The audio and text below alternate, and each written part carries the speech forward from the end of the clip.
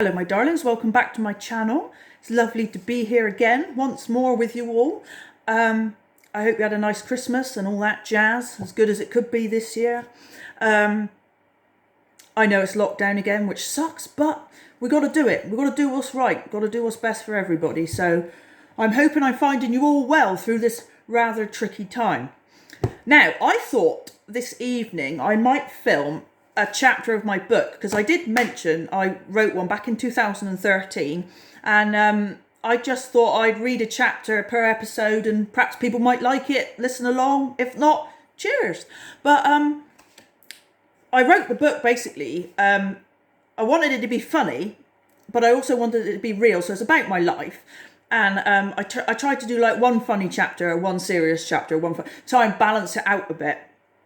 And basically, when I was about 10, I said I thought I had a brain tumour and nobody would listen. And everyone said I was off my head and all the rest of it. And it turned out I actually did have one. So it's the story of how that all happened, what happened in between and that sort of thing. So if you're interested, stick around. So we'll start with chapter 1, as one does. It's called The Ink Incident. Are we ready? This is a bit weird for me because, also, like, bear in mind, back in 2013, a lot's changed for me since then. So some of this was relevant then and it isn't now. Like, me and my husband, we've separated. He's got his lovely new partner and his 2 lovely children, and I've got my new partner and everything. So things have changed, but this book's more relevant for back then. So here we go. Chapter 1, The Ink Incident. I'm about to take you on a journey through the eyes of an obsessive-compulsive girl who just so happens to be me. Nothing in this book is standard or run-of-the-mill. There is no normality whatsoever. It is a story full of crazy goings-on. I have endeavoured to make the pages inside as amusing as I could, whilst giving a good insight into what it has been like to live with a totally messed up and at times completely debilitating head on my shoulders. That's a true fact. I suppose I should begin at the beginning, or at least from where I can remember. My mind has blocked out a lot of my past as a defence mechanism, but I shall search as far back in my memory as I can. If you have a shred of doubt about the level of hell mental illness can provide a human being with, it will well and truly be extinguished if you make it to the end of this book. Let's get on with it. Right. School now. Look out. For me, school provided nothing more than survival techniques and coping mechanisms. I learned absolutely bobbins about anything that would help me to get a job or help me succeed in a career of any sort. Drama was my thing, but believe me when I tell you that nobody enters a job centre and gets a well-paid, fulfilling day job by saying, I did a cracking job playing Sherlock Holmes in the school play, but unfortunately I can't do my 6 times tables. True. Instead, they may hand you info on the local amateur dramatics club and helpfully inform you that Doris is the lady in charge. Their last performance attracted a healthy crowd. The village hall was at least half full. And they provide free custard creams at rehearsals. Wonderful. With no useful skills or pieces of paper. Next page, bear with me. 1, 2. Saying you can do useful things, you are directed to a hall that smells of 1,000 people's feet and is crammed to the rafters with lovies who truly believe they are on a par with Kate Winslet. Oh, you can tell it's a while back. Kate Winslet was a reference there. I will get to my experience of Amdram later, if you get that far. Let me assure you that you stand a fairly good chance of possibly laughing, if not out loud, as that's a lot to ask, then at least in your head.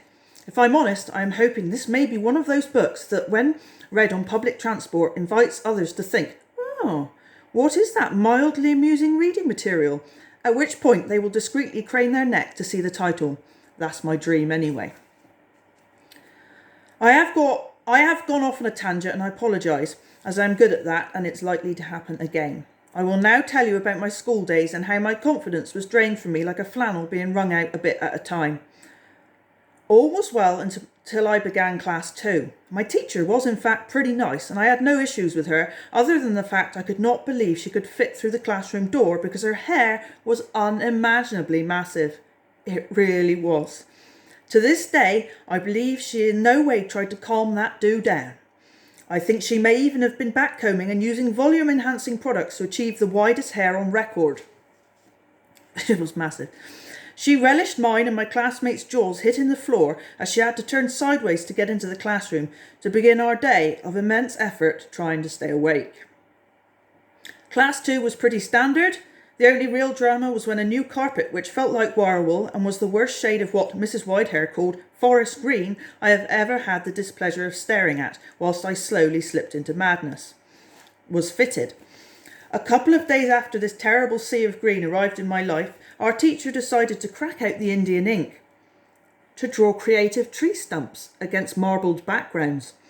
She applied no protective floor covering to guard against spillage of this liquid which, if knocked onto the floor by a clumsy and accident-prone student, would never, ever come out. Foolish Mrs. Whitehair. Indeed, 'twas I who caught the bottle of black misery with my clumsy hand, and as I watched that ink fall and spill in slow motion, I knew in my saddened heart that the shit would then hit the fan.